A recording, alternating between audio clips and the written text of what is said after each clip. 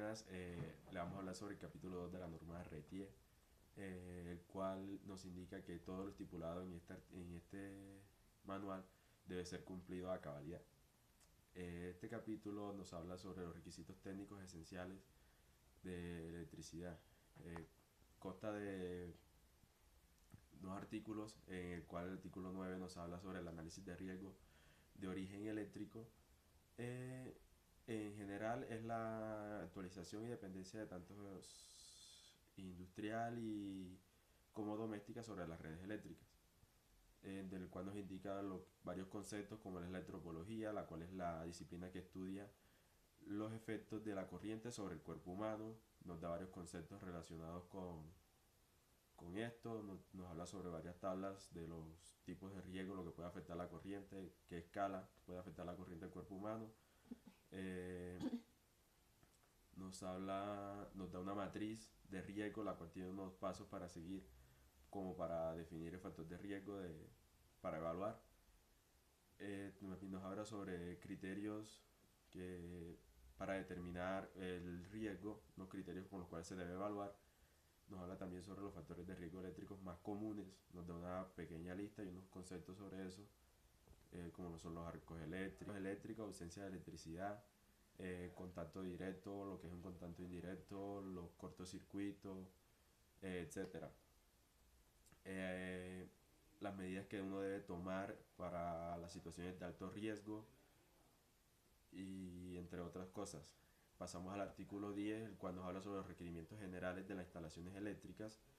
Nos habla del diseño de las instalaciones eléctricas, cómo deben ir diseñadas según la norma para evitar estos riesgos, para evitar los riesgos de accidentes. Nos habla también sobre la intervención de personas en las competencias profesionales, cómo deben intervenir en casos de riesgos. En el artículo 11 nos habla también de la compatibilidad electromagnética que hay en la norma técnica sobre la electromagnética, la cual se debería aplicar cuando los niveles de operación y los dispositivos, equipos y sistemas sean más exigentes. Artículo 12. Clasificación de los niveles de tensión. En este artículo se estandarizan los niveles de tensión para corriente alterna en los sistemas que funcionen con tensión de esta denominación. La primera es la tensión extra alta, que sus siglas son EAT, para tensiones superiores a 230 kilovoltios. Alta tensión, sus siglas AT, para tensiones mayores o iguales de 57,5 kilovoltios o menores o iguales a 230 kilovoltios. La siguiente es media tensión, sus siglas son MT, para las tensiones nominal superiores a 100 voltios e inferiores a 57,5 kilovoltios. Baja tensión con sus siglas BT, que está estipulada para la tensión nominal mayor o igual a 25 voltios o menor o igual a 1000 voltios. La siguiente es la de muy baja tensión, sus siglas son MBT y son para tensiones de 25 voltios. Toda instalación eléctrica tiene el objeto del RETIE debe asociarse a algunos de los niveles anteriormente estipulados. Si no lo hace, tiene que estar aprobada entonces por la norma NTC 14, por la norma NTC 2050. El siguiente artículo de esta norma es el artículo 13, que trata sobre las distancias de seguridad. Frente al riesgo eléctrico, la técnica que mayor favorabilidad da, más efectiva de prevención, siempre será el guardar la distancia. Respecto a las partes energizadas, el aire es uno de los factores que tiene un mayor aislamiento. Las distancias mínimas que se deben tener entre líneas o redes eléctricas físicas existen a lo largo del trazado de carreteras, edificaciones o un espacio determinado. Las distancias de este artículo fueron tomadas de la norma ANSI C2, teniendo en cuenta que entre las fases de cada uno de los circuitos está el neutro, circuitos que se tengan en un tiempo de despeje de falla de tierra, acorde con el presente reglamento. Es responsabilidad del diseñador de la infraestructura, antes de que se construya, la responsabilidad de que se verifique que todos los estándares cumplen con la norma del RETI. Al momento de modificar la construcción, el dueño de la misma debe también percatarse de que esta norma se cumpla, o si no, pues puede tener sanciones legales por poner en riesgo la vida de los habitantes de ese lugar y de vecinos aledaños.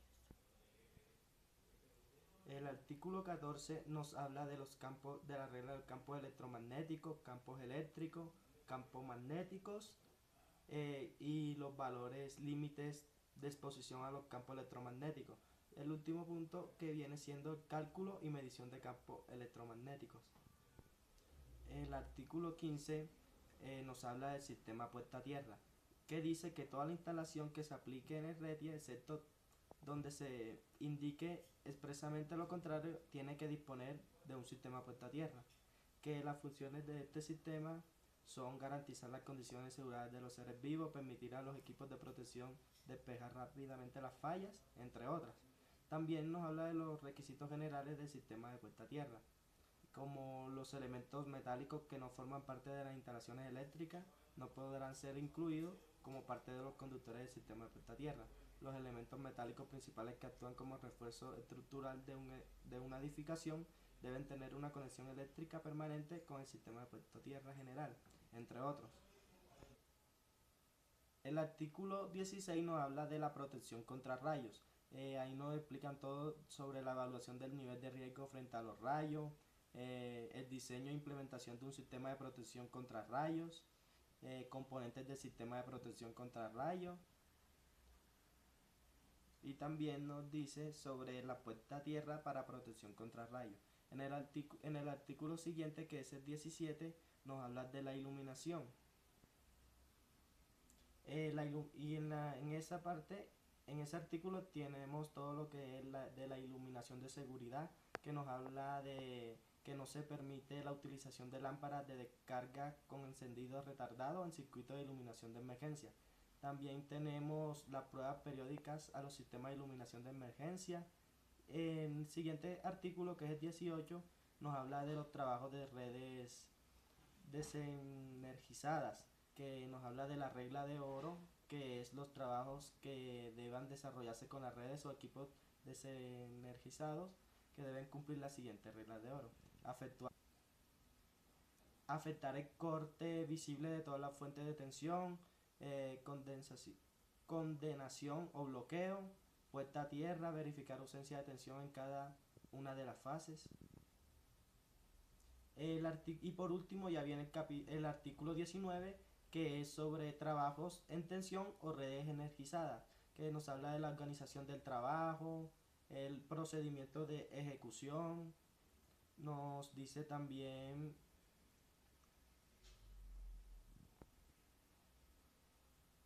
que todo liniero de línea viva tiene que haber recibido una formación especial y estar habilitado para el fin, lo cual debe ser demostrado con certificado.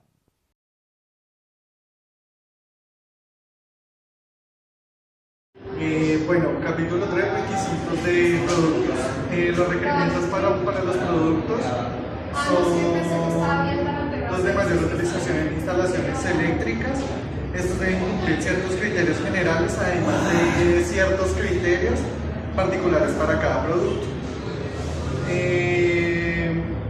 Para los requisitos de cada producto se debe demostrar que cumple con los requisitos del producto mediante un certificado de conformidad de producto.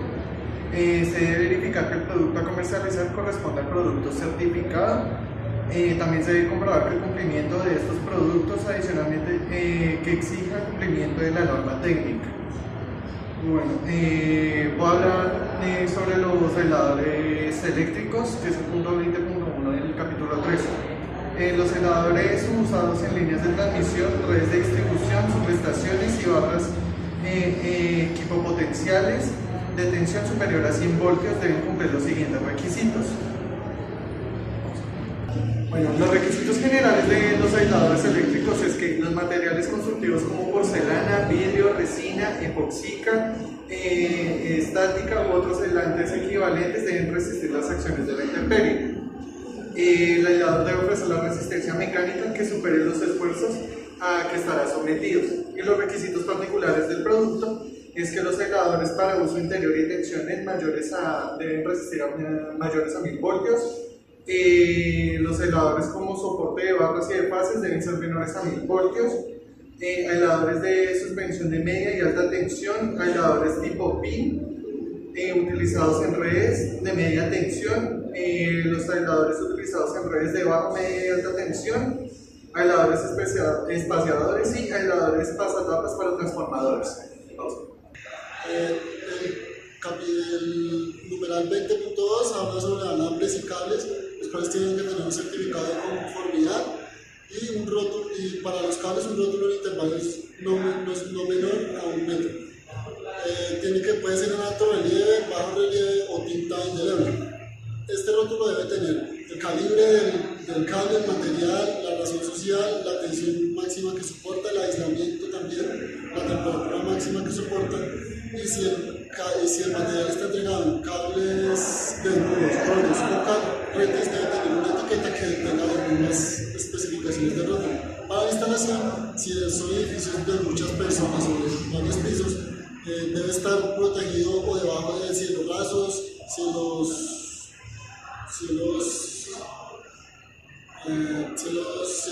rasos, canaletas, o lejos de las personas en caso de un incendio, no desprenda sus agentes halógenos.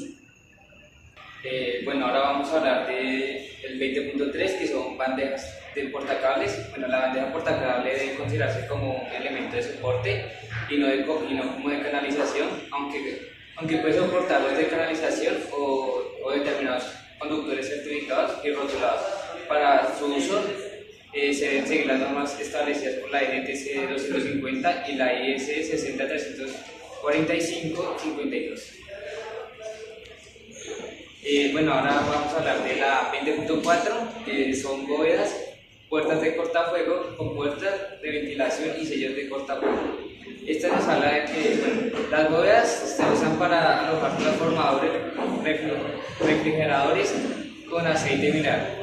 Independientemente la potencia de transformadores típicos secos con tensión mayor a 300 kilovoltios, se deben tener en cuenta los requisitos de la sección 450 de la NTC 2050. Y ahora vamos con la 20.4.2, que son las puertas de cortafuego. Entonces, para efectos del presente reglamento, las puertas de cortafuego deben cumplir con los requisitos adaptados de las normas NFPA de 251 y la NEPA 252. Ahora la 20.4.3 son compuertas de ventilación. Las compuertas de ventilación o damper y fusibles deben cumplir con normas técnicas internacionales. La 20.4.4 son sellos de cortafuego. Los sellos de cortafuego deben cumplir una norma técnica internacional. Y la 20.7, cargador de...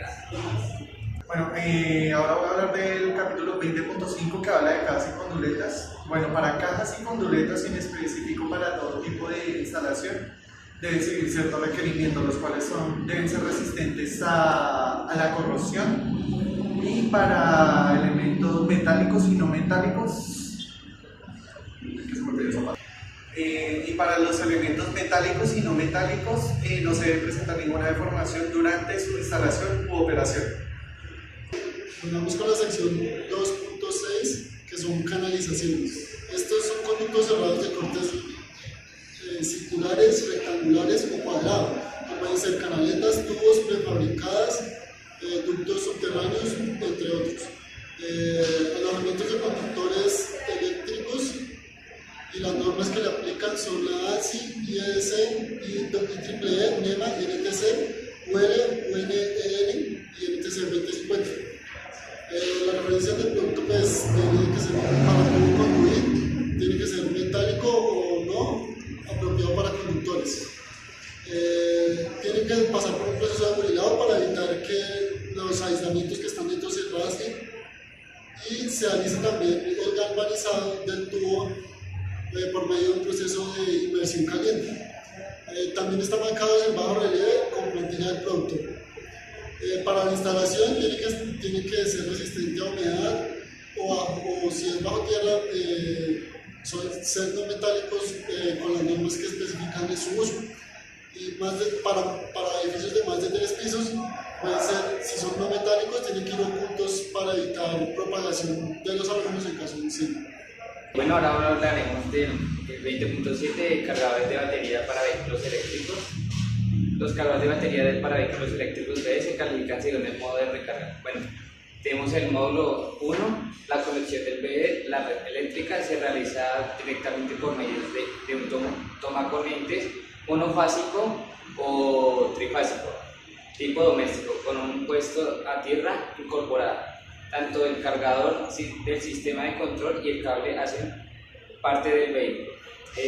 Módulo 2, la conexión del BE a la red eléctrica se realiza por medio de un tomacorrientes monofásico o trifásico tipo doméstico a través de un monitor de recarga que puede tener incorporado o un cable de recarga. La carga se limita a 10 amperes. Bueno, ahora el módulo 3, la conexión del BE a la red eléctrica se realiza a través de una base con tomacorrientes especiales que se alimentan desde un circuito al sistema en monitoreo de la recarga está incorporada a la base. Ahora el módulo 4 es el caso típico de extracción de carga. La conexión del BE a la red eléctrica se realiza en corriente continua en tiempo corto. El cargador se encuentra fijo y tiene la función de monitoreo de recarga y protección. Bueno, ahora vamos a explicar el capítulo 20.8 que habla sobre las cercas eléctricas. Bueno, para efectos del presente reglamento, las cercas eléctricas deben cumplir con los siguientes requisitos adaptados de las normas. La tensión máxima del circuito de alimentación debe ser mayor a 250 voltios. La frecuencia de los pulsos no debe exceder un ciclo por segundo. La duración del pulso no debe exceder los 10 milisegundos para la carga nominal. En condiciones normales de operación no debe generar riesgo a las personas o animales, y las partes metálicas deben estar protegidas contra la corrosión. También la cerca eléctrica debe estar a una distancia de separación mínima dada. Bueno, ahora vamos a enumerar 20.9 que habla sobre cintas aislantes. Estas cintas deben ser termoplásticas en material PVC o poliepileno. Soportar una temperatura no mayor a 80 grados centígrados o 600 voltios de tensión. También debe tener los bordes rectos y la parte, cuando se pone, la parte que queda expuesta no debe tener grumos o deficiencias en su uso. También debe garantizar la adherencia en acero y también debe ser autoextinguible. El rotulado para estas cintas debe tener la razón social, la temperatura mínima que soporta, la clase de cinta, el material, largo y ancho, y también debe tener el lote de la mecha. Bueno, ahora hablaremos del punto 20.10, que son las clavegas y tomacorrientes. Bueno, las clavegas y tomacorrientes deben cumplir con los siguientes requisitos de tener con las normas establecidas por la IS 6095-211 y la IS 60-884-1. Bueno, también en esta regla nos van a hablar de cómo debemos ponerlas, qué normas deben seguir para ponerlas y por ejemplo, cómo se deben usar. Bueno, ahora voy a hablar sobre el 20.11, el cual habla de condensadores de baja y media tensión. Para los condensadores de baja y media tensión, los condensadores individuales con capacidad mayor o igual a 3 kW y bancos de condensadores con capacidad mayor o igual a 5 kW utilizados en baja o media tensión. Las características de estos deben ser su clase de aislamiento, las pruebas de tensión, máxima sobrecarga admitible o frecuencia nominal, límite de temperatura de operación, ruta de caída de la tensión. También tiene que ver con el enclavamiento electromecánico en bancos de condensadores en media tensión y el nivel admitible de sobrecorriente por efecto de armónicos en la red que es capaz de soportar el condensador. Bueno, ahora vamos a hablar sobre el numeral 20.12 de la red TIA.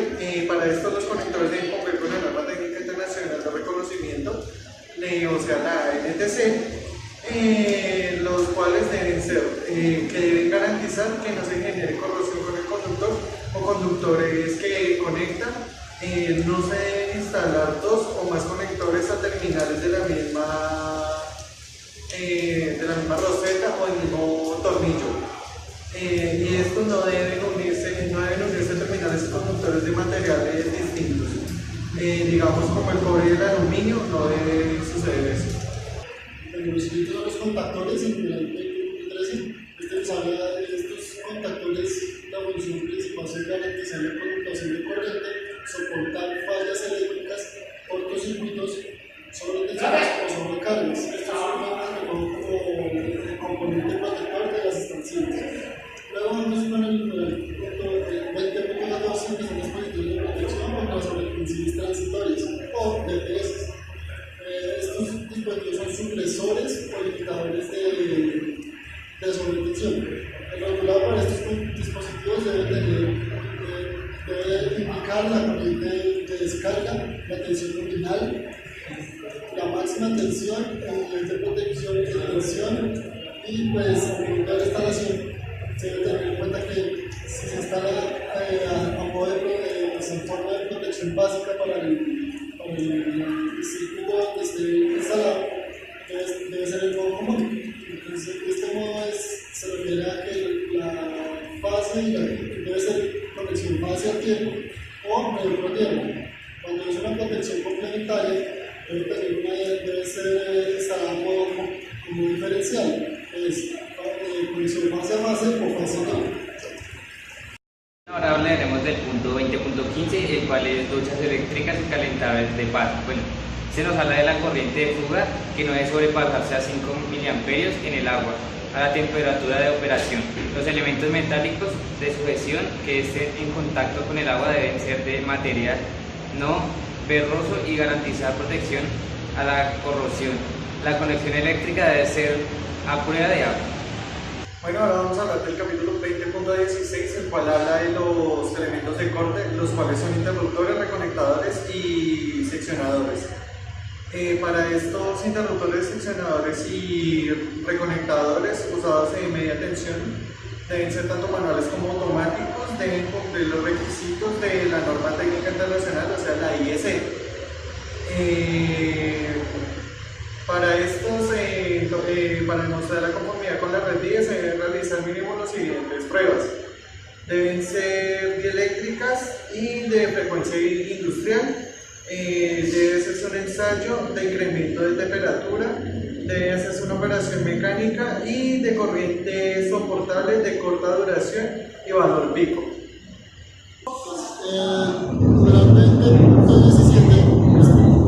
Postes y crucetas para redes de distribución. Pero seguimos con el numeral 20.17 que habla sobre estructuras, postes y crucetas para redes de distribución. Estos deben soportar una tensión no menor de 57.5 kilovoltios. Postes que pueden ser postes de distintos materiales como madera, concreto, hierro, acero, fibras poliméricas reforzadas, entre otros.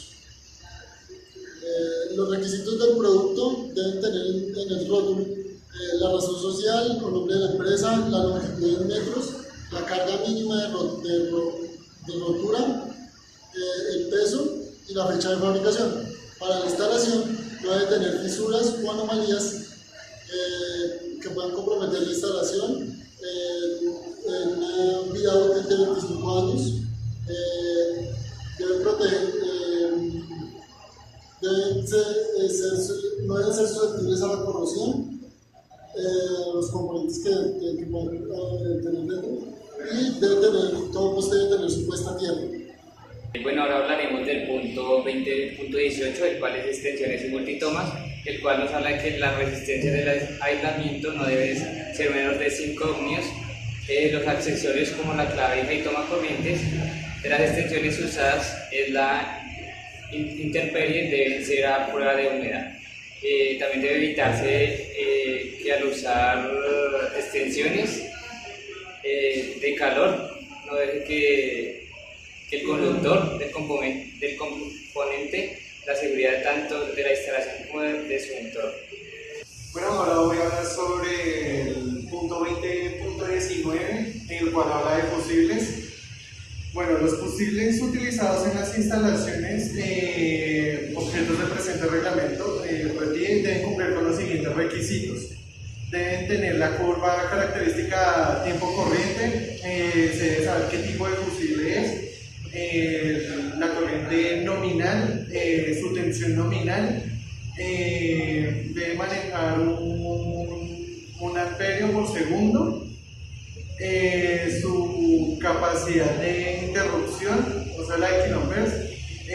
Adicionalmente se deben indicar si el fusible es de acción lenta, rápida o ultra rápida. Bueno, ahora vamos a hablar sobre el 20.20, el cual habla de herrajes.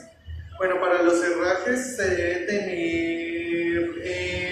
considerar que estén denominados bajo los elementos utilizados para la fijación de los aisladores, la estructura de conductor aislador y de cable. Bueno, ahora vamos a hablar del 20.20, el cual habla de herrajes. Bueno, para esto los efectos del presente reglamento se consideran estar bajo esta denominación todos los elementos. Los elementos deben estar utilizados para la fijación de los aisladores a la estructura, del conductor aislador o del cable de cuerda a la estructura, de las retenidas, o sea, los manetes, los elementos de protección eléctrico de los aisladores y los accesorios del conductor. Bueno, vamos con el numeral 20.21. Este nos habla sobre motores y generadores eléctricos. Para este, los requisitos que deben aparecer en el rótulo deben ser la razón social, el nombre de la empresa, la tensión nominal, la corriente nominal, la potencia nominal, la frecuencia, la velocidad, el número de fases admitidas y la eficiencia energética. Bueno, ahora vamos a hablar sobre el punto 20.24, el cual habla de transferencias automáticas.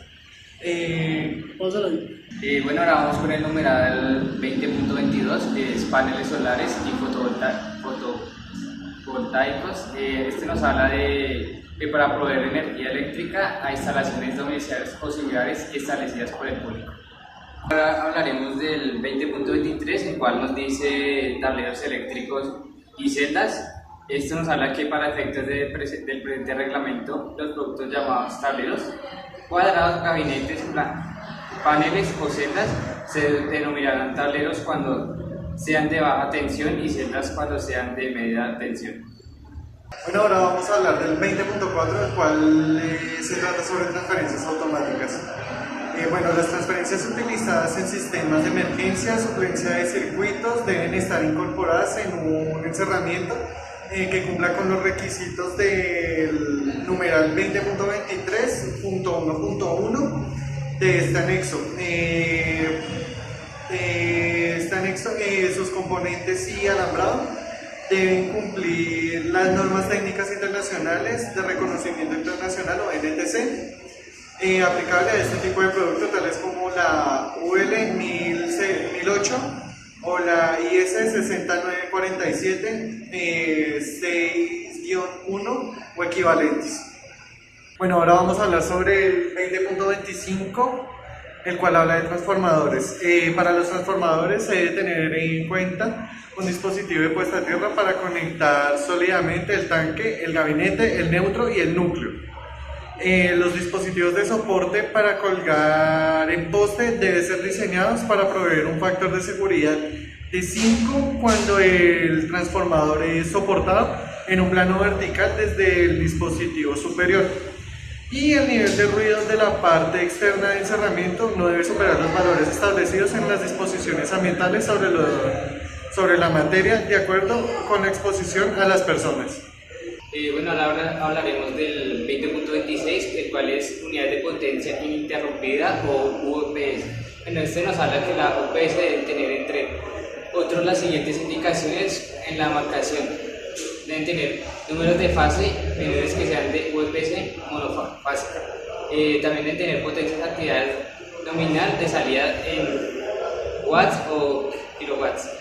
Potencias aparentes nominal de salida en VA o kilovoltio. De tensión nominal de salida, corriente nominal de entrada y frecuencia nominal de salida. Bueno, ahora vamos a hablar sobre los reguladores de tensión. Estos, para cumplir el reglamento, solo cubren únicamente reguladores de baja tensión, los cuales no deben ser inferior o igual a 500 vatios. Bueno, el siguiente numeral habla sobre los productos utilizados en instalaciones especiales. Estos productos son de instalaciones cuyos ambientes son clasificados como peligrosos, con alta concentración de personas o que alimentan equipos de sistemas complejos. Bueno, este es el último numeral, el 20.29 del capítulo 3 de la RETI, el cual habla de portalámparas o portabombillas. El portabombillas para lámparas con casquillo roscada debe ser del tipo E27 y cumplir las dimensiones y tolerancias. Y la ubicación del portalámparas debe asegurar el cumplimiento de principios de la RETILAB, en especial lo relacionado con uso racional y eficiente de energía, niveles de iluminación y el control de deslumbramiento.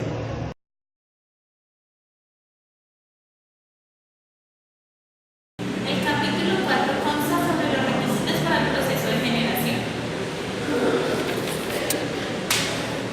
Toda planta es el conjunto de instalaciones que contienen maquinarias, generadores, maniobras, producción y medida que sirve para la producción de energía eléctrica. Para los efectos de reglamento, una central de generación, por tener implícito los procesos de transmisión, transformación, distribución y uso final, debe cumplir con los requisitos de cada proceso que son aplicables.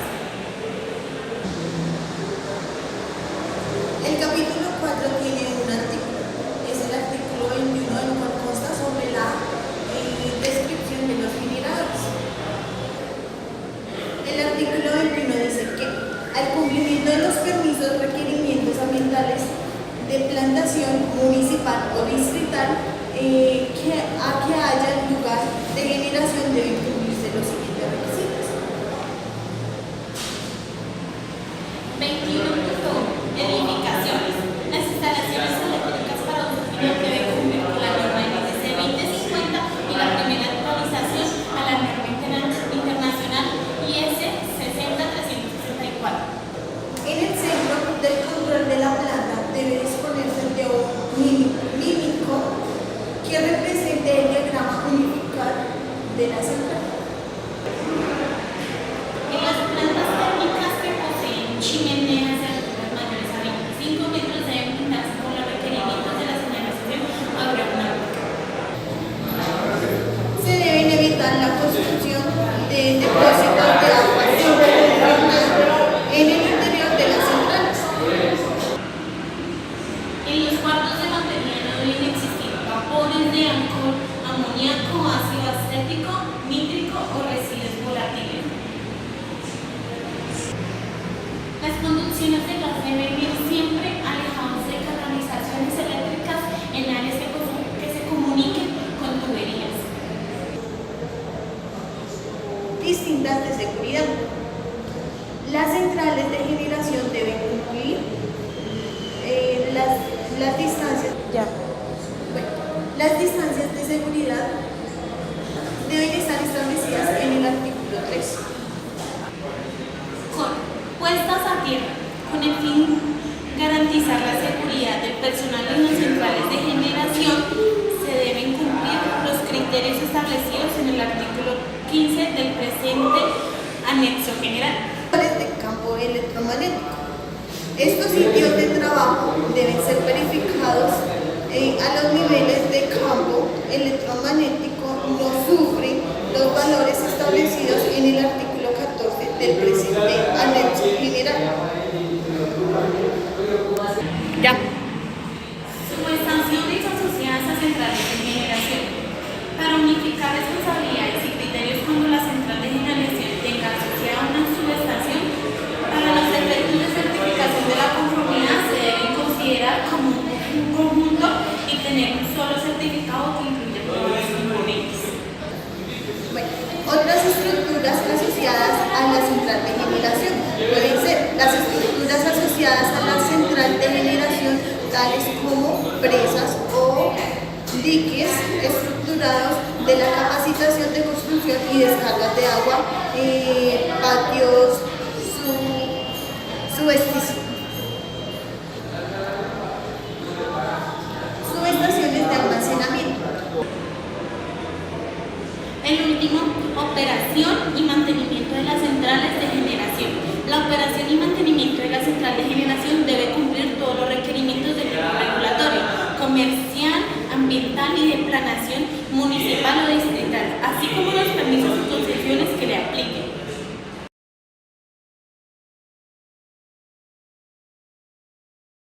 Nos tocó el capítulo 5 que se llama Requisitos para el proceso de transmisión. Las prescripciones de este capítulo deben ser cumplidas en líneas eléctricas aéreas de alta tensión y extra tensión de corriente, clasificadas en 60 Hz de frecuencia nominada para que sea catalogada energía eléctrica en altas y extras altas tensiones. Deben ser iguales a mayores de 57,5 kV. Estas características son de carácter obligatorio. Bueno, versículo 22.1, diseños. Toda línea de transmisión debe contar con los diseños eléctricos, mecánicos y de obras civiles que garanticen los niveles de confiabilidad exigidos, diseños por la regulación para cada tipo de línea. Con el diseño integrado de la línea de transmisión requiere un trabajo multidisciplinario y profesionales que intervengan deben identificarse con sus nombres, número de matrícula profesional y suscribirse los documentos con su firma. 22.4. Puestas a tierra. Líneas de transmisión con tensión igual o superior a 115 kV. En zonas urbanas y estructuras deben estar localizadas a menos de 20 metros de escuelas, viviendas, industrias, comercios y en general en lugares de alta concentración de personas. 22.5. Requisitos mecánicos en estructuras o apoyos de líneas de transmisión. 22.5.1. Estructuras de suspensión. 22.5.2. Estructuras de tensión. Y 22.5.3. Estructuras terminales. 22.7. Aisladores y aislamientos de conductores. El aislamiento debe ser apropiado para las características eléctricas de la línea, teniendo en cuenta aspectos tales como el nivel de tensión, el número de salidas aceptadas por la regulación, designadas de rayos a tierra a la zona, sobretensiones por maniobra producidas o contaminaciones ambientales del lugar y tensión mecánica de conductores que determinen carga de rótula. Carga de ruptura de los aisladores. Aisladores para estructuras en suspensión. La carga de ruptura mínima debe ser igual a la sumatoria vectorial de las cargas verticales y transversales. Eso quiere decir que no puede ser menor de 2,5. Las resistencias mecánicas correspondientes a cadenas paralelas puede tomarse igual producto del número de cadenas que forman por la resistencia de cada cadena simple, siempre que en estado normal se reparta entre todas y con una cadena rota la carga se reparta por igual entre las demás. Aisladores para estructuras en retención. La carga de ruptura mínima en las aisladoras debe ser igual a la máxima carga longitudinal a que esté expuesto el factor de seguridad, el cual debe ser menor de 2,5. 22.11. Uso de nuevas tecnologías. Los sistemas de transmisión en corriente continua para alta tensión deben considerar los requerimientos de tecnologías como conversores AC y DC, rectificadores y DC AC, inversores, transformadores de conversión, líneas de transporte, filtros AC y EC, los cuales deben cumplir con los requisitos de una norma internacional como la IETC 115 o equivalente. 22.12. Líneas subterráneas. Toda línea subterránea debe disponer de un plano donde se identifique la ruta y profundidad, tener la señalización apropiada en su recorrido para evitar que al realizar evacuación se pueda comprometer la seguridad de las personas o de la misma línea. La profundidad de enterramiento debe cumplir las normas técnicas internacionales o reconocimiento internacional para este tipo de líneas. 22.13. Información de seguridad a personas cercanas a la línea. Los propietarios u operadores de líneas de transmisión deben informar periódicamente a los residentes aledaños a las franjas de servidumbre de la línea sobre los riesgos de origen eléctrico u otros riesgos que se puedan generar por desarrollo de las prácticas indebidas con la línea o sus alrededores y deben dejar evidencias del hecho.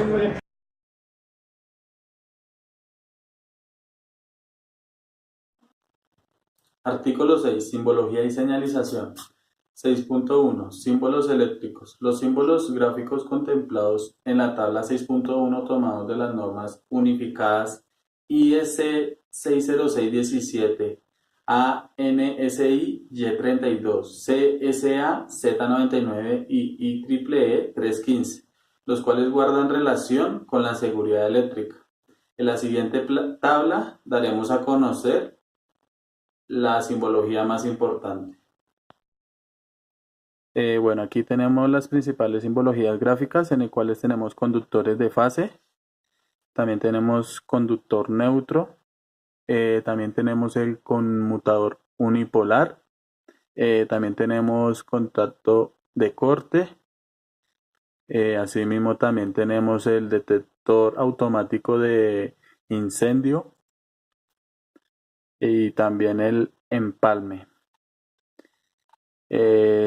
Aquí también tenemos el fusible, el generador, el interruptor símbolo general, el interruptor bipolar, interruptor con luz bipolar y el interruptor unipolar con tiempo de cierre limitado. También tenemos la lámpara, la masa. Asimismo también tenemos el tablero general. También tenemos el tablero de distribución. Tenemos la tierra. Toma corriente en el piso. Toma corriente monofásica y toma corriente trifásica. Sí, también tenemos el símbolo de riesgo, donde se precisa el símbolo de riesgo eléctrico en señalización de seguridad y se debe conservar las proporciones de las dimensiones. A continuación tenemos el símbolo de riesgo, en el cual está con sus respectivas dimensiones. Hola, a mí me correspondió el 6.2, que son las señalizaciones de seguridad. El objetivo de estos es señalar o transmitir mensajes de prevención, prohibición o información en forma clara y fácil entendimiento. Entonces, estas se ejecutan en trabajos eléctricos o en zonas de operación de máquinas. Estas señales no eliminan el peligro, pero dan advertencia para prevenir el peligro. Estas señales de riesgos deben ser de obligación y cumplimiento.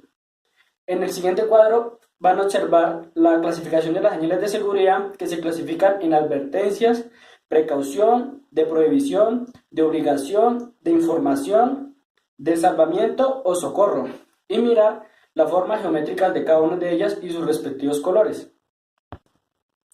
Aquí está la tabla de la clasificación de los colores de riesgos. Entonces, tipo de señal de seguridad, como ya había dicho antes, la advertencia o preocupación. La forma geométrica es triangular, la pictograma negro, el fondo amarillo, el borde negro. Otro tipo de señal de seguridad, obligación, forma geométrica redonda, pictograma blanco, fondo azul, borde blanco o azul.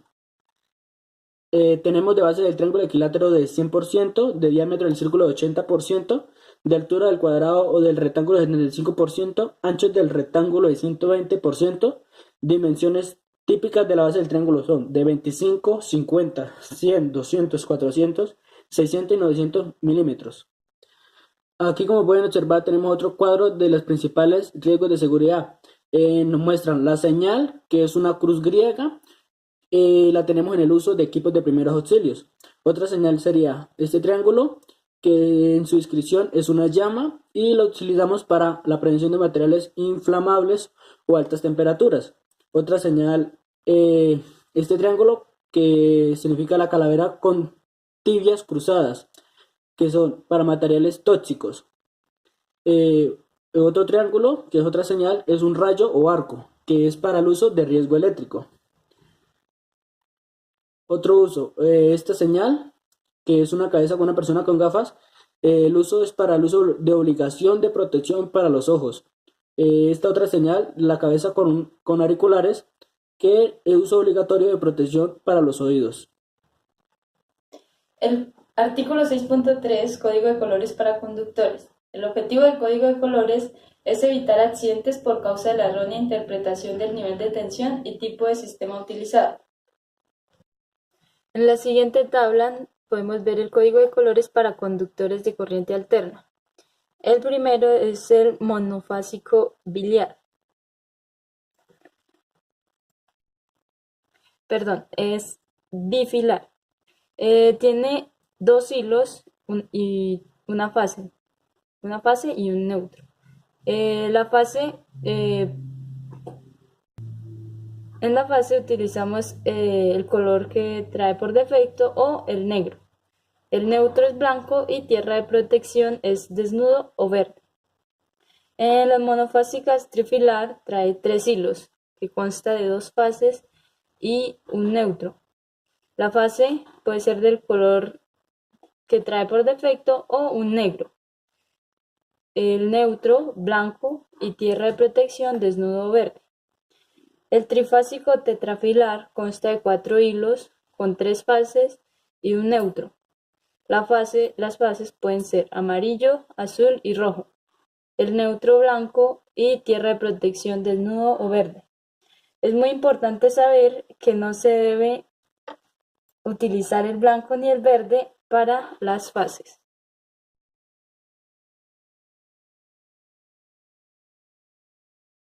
Capítulo 7. Requisitos para el proceso de distribución.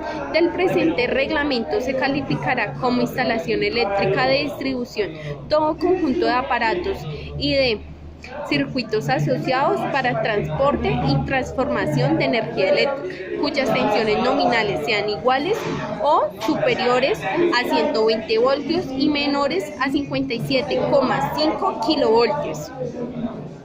Los requisitos de este capítulo son obligatorio cumplimiento y deben ser tomados como complementarios de los capítulos contenidos en el RETIE. Artículo 25. Prescripciones generales. Alcance del sistema de distribución. Para efectos del presente reglamento, un sistema típico de distribución consta de subestaciones de distribución, circuitos primarios o alimentaciones, transformadores de distribución en capacidades nominales, celdas de maniobra, circuitos de baja tensión. Requisitos básicos para el sistema de distribución. Todo proyecto de distribución debe contar con un diseño. La empresa debe dejar un registro de pruebas técnicas y rutinarias. La empresa debe operar una red de distribución. Todo profesional contemplado que desarrolla actividades asociadas a las redes de distribución. El responsable de la construcción, operación y mantenimiento debe proveer los elementos de protección. Las personas calificadas deben conocer perfectamente las normas de seguridad. Los operadores de otros servicios que comparten la infraestructura para la presentación de servicio de energía eléctrica. Las instalaciones objetos del presente reglamento que hagan parte del sistema de distribución deben contar con el certificado de conformidad. con el RETIE, puestas a tierra del sistema de distribución. Para los efectos del presente reglamento y con el fin de garantizar la seguridad tanto de la persona que trabaja en los circuitos de distribución como del público en general, en los sistemas de puesto a tierra se debe cumplir los criterios establecidos en el artículo 15 de este anexo general. El operador de la red debe entregar a los diseñadores de un proyecto el valor aproximado corriente de falla a tierra. Los trabajadores deben considerarse todas las partes metálicas no puestas a tierra. Estructuras de soporte. Las redes de distribución aérea se deben soportar en estructuras tales como torres, torrecillas, postes de concreto, cualquiera de sus técnicas de construcción, armado y pretensado, postes de hierro, postes de madera u otros materiales, siempre y cuando cumplan los siguientes requisitos, además de los productos que se les aplique al anexo. Los postes, torres o torrecillas usados como soportes de red de distribución deben tener una tensión de rótulo de mínimo 2,5 veces para concreto y 2 veces para metálico y polimérico reforzados, entendido este factor como la suma de las tensiones mecánicas resultantes de la interacción de los diferentes esfuerzos a que esté sometida a la estructura, para lo cual se debe tener en cuenta los refuerzos de los cables de la red eléctrica y los demás cables y elementos que actúen sobre la estructura. Deben utilizarse postes o estructuras con dimensiones y carga de rotura estandarizadas. Los postes de madera y todos los elementos de madera usados en la red de distribución deben estar debidamente tratados para la protección como hongos y demás agentes que aceleran su deterioro. Deben estar protegidas contra la corrosión para soportar una vida útil no menor a 25 años y los que soporten redes de media tensión deben estar sólidamente puestos a tierra. La pintura deberá ser de resina espósica con el espesor adecuado que resista la abrasión, la corrosión, la humedad y el desprendimiento de tal como lo estipulan las normas ASTM sobre el tema de las pinturas. La soldadura utilizada para fabricar el poste metálico debe cumplir lo estipulado la norma ASCE 48. Los postes que presenten fisuras u otros deterioros que comprometan las condiciones mecánicas y la seguridad de la estructura deben ser cambiados. Los postes o estructuras de suspensión pueden fabricarse en materiales sintéticos siempre y cuando su resistencia rotura sea mayor a 250. Su montaje se haga en lugares de difícil acceso, en sus alrededores no se presenten concentraciones de personas, su resistencia mecánica a la rotura supere las resultantes de las fuerzas que actúan sobre el poste en condiciones de menor temperatura y máximo viento y es certificado para condiciones ambientales similares a las del sitio de instalación. En zonas no interconectadas en lugares de difícil acceso se permite la instalación de postes de concreto o torrecillas metálicas construidas o armadas en sitios en lugares cercanos. Para estos postes y torrecillas, la conformidad con el partes 1 y 2 dicha la declaración a suscribir al productor y debe estar acompañado de los diseños, descripción técnica de materiales y constructivas que garantice cumplir los requisitos mecánicos y de protección exigidos en el presente anexo general. Igualmente se permite la utilización de postes de madera siempre que hayan sido debidamente inmunizados para una vida útil no menor a 15 años y soporten las cargas mecánicas a las cuales se les va a someter.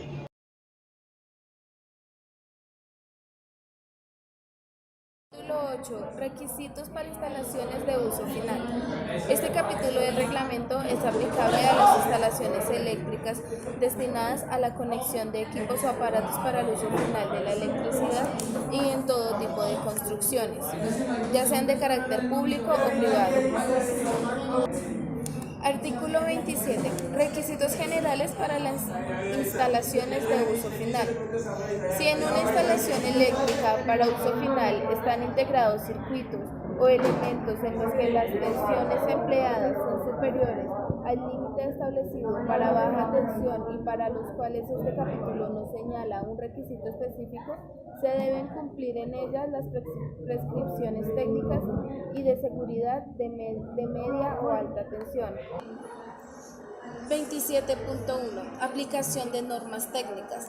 Debido a que el contenido de la NTC 2050 en la primera actualización del Código Eléctrico Colombiano del 25 de noviembre de 1998, basada en la norma técnica NFPA 70 de la versión de 1996, encaja dentro del enfoque que debe tener un reglamento técnico y considerado que tiene plena aplicación en las instalaciones para la utilización de la energía eléctrica, incluyendo las de edificios utilizadas por empresas prestadoras de servicio de electricidad.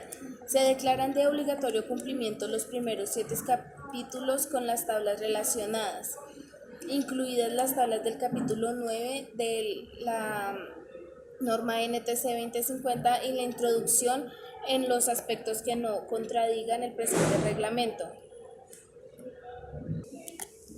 No se deben aceptar instalaciones donde se combinen las normas NTC 2050 con las de la serie IS 60364, ya que esto puede generar altos riesgos a la seguridad, contraviniendo el objeto del reglamento.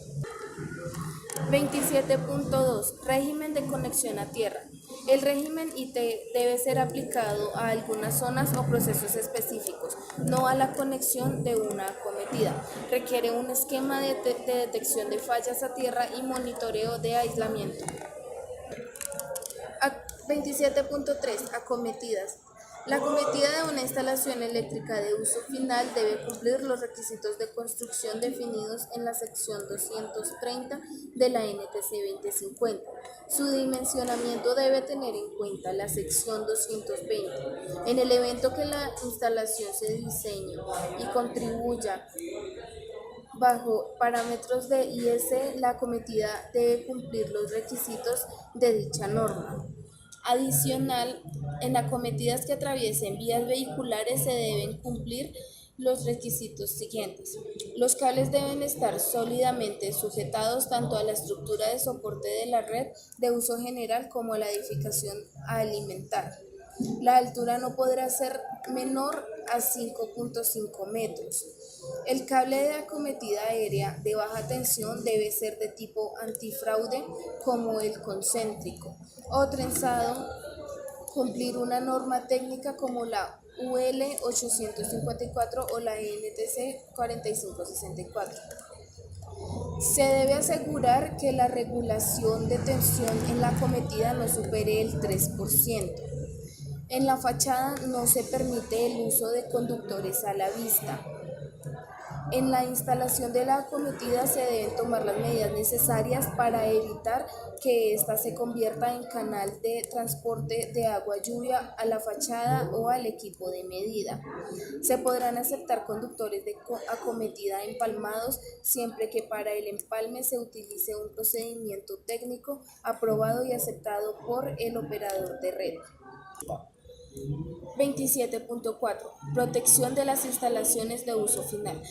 Todas las instalaciones para uso final de la electricidad deben contar con elementos y medidas de protección para impedir los efectos de las sobrecorrientes y sobretensiones. En toda instalación de uso final, el conductor neutro y el conductor de puesta a tierra deben ir independientes entre sí y deben conectarse con un puente equipotencial principal en el tablero general. 27.4.1. Medidas de protección contra contacto directo o protección básica.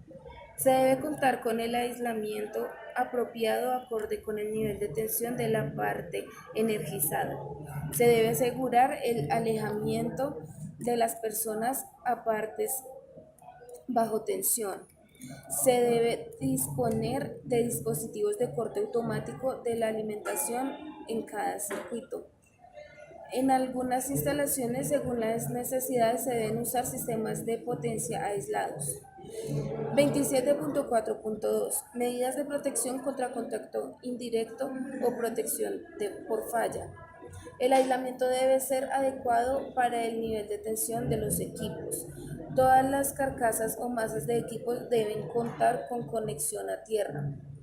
Se debe buscar la inaccesibilidad simultánea entre los elementos conductores y tierra. Se debe disponer de conexiones equipotenciales. 27.4.3 Protecciones contra sobrecorrientes.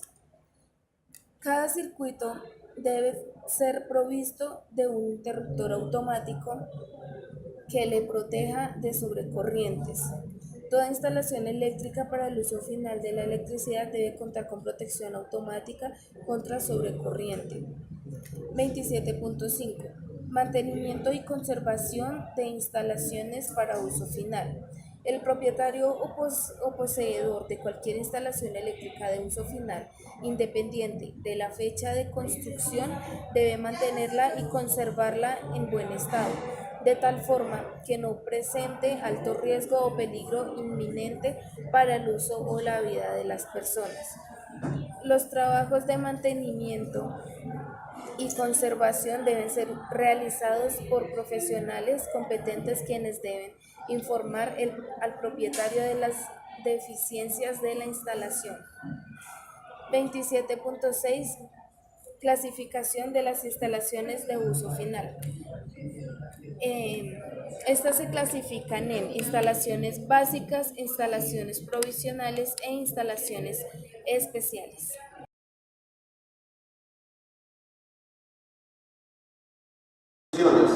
Primero, para rayos radioactivos. A partir del 1 de mayo del 2005 se prohibieron todos los pararrayos radioactivos debido a que era un peligro para las personas en cuestión del cáncer. Segundo, prohibición de materiales reutilizados en instalaciones o edificaciones. Se prohíbe cualquier producto que esté remanufacturado o que esté reutilizado para las instalaciones eléctricas.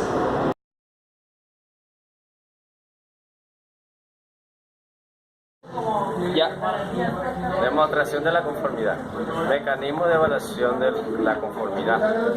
Existen diferentes mecanismos para evaluar la conformidad, los cuales son la certificación de productos, la certificación de personas, la realización de pruebas y ensayos en laboratorios y la inspección de instalaciones. Los mecanismos de evaluación de la conformidad serán responsables por los servicios de evaluación que presten dentro del marco del certificado o del documento de evaluación de la conformidad que haya pedido.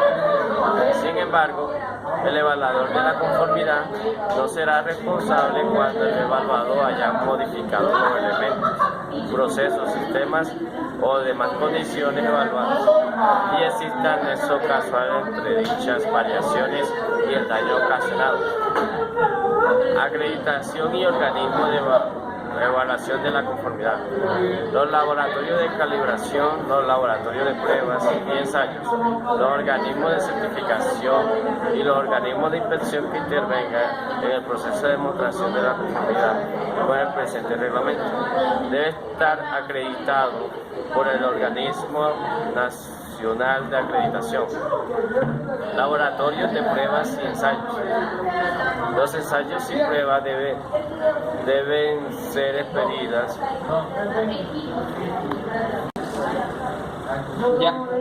o realizadas en laboratorios acreditados por el ONAC. Los organismos de certificación solicitarán al laboratorio acreditado la realización de pruebas y ensayos requeridos y este tiene un plazo de 15 días del calendario. Los organismos de certificación de productos, para efectos de la demostración de conformidad con el presente reglamento, solo se aceptarán certificados de conformidad de productos emitidos por organismos de certificación de productos acreditados por el ONAC y los que homologuen o convaliden las cifras. Organismo de certificación de personas naturales. La competencia profesional del director técnico o del profesional que suscriba los dictámenes y de los inspectores deben demostrarse mediante un certificado de competencia profesional expedido por un organismo de certificación de personas acreditadas por el ONAC bajo el criterio de la norma ISO IS NTC 17024 en cuanto al procedimiento y requisitos generales de la inspección. Organismo de inspección de instalaciones eléctricas. Organismos de inspección de instalaciones eléctricas 297.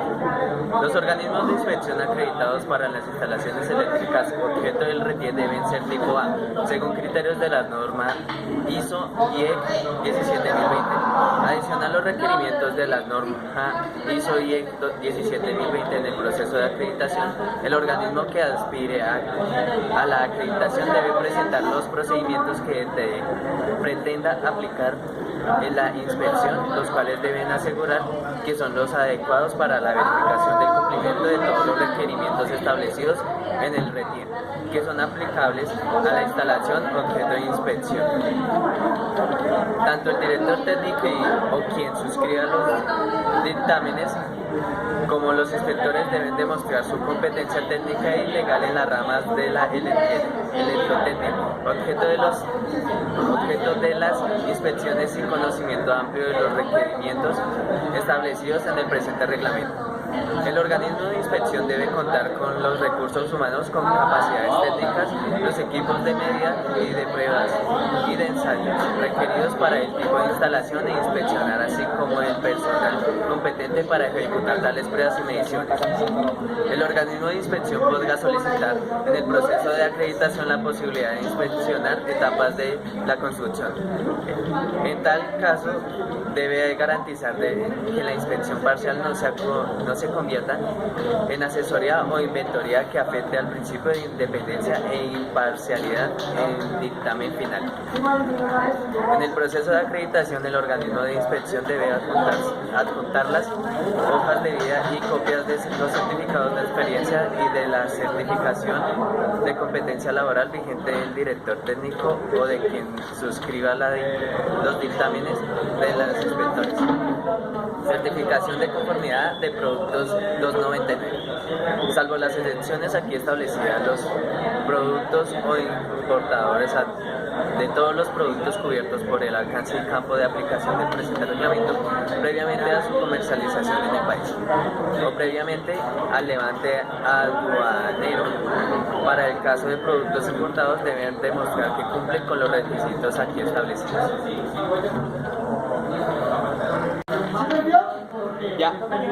Formas excepcionales de certificación de productos. Certificado de conformidad de productos expedidos en el exterior. Se podrá aceptar la demostración de la conformidad con RETIE a productos certificados en el exterior si el certificado es expedido por un organismo certificado, acreditado y es evaluado o homologado por la Superintendencia de Industria y Comercio. Concepto de equivalencia de norma o reglamento técnico con RETIE. Para efectos de homologación de certificados expedidos en el exterior, se podrán emitir conceptos de equivalencia a aquellas normas o reglamentos técnicos de otros países que acuerden semejanza con los requisitos obligatorios para ciertos productos establecidos en el RETIE. Sustitución de pruebas de cortocircuito o arco eléctrico. Para efectos de homologación de certificado de pedido en el exterior, se podrá emitir conceptos de equivalencia a aquellas normas o reglamentos técnicos de otros países que de semejanza con los requisitos obligatorios.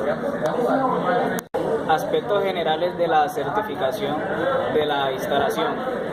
Para poder suministrar el servicio de energía eléctrica, el comercializador que preste el servicio debe solicitar solicitarle a cada cliente el certificado de conformidad con el presente reglamento de la instalación de uso final a la cual se le presentará el servicio.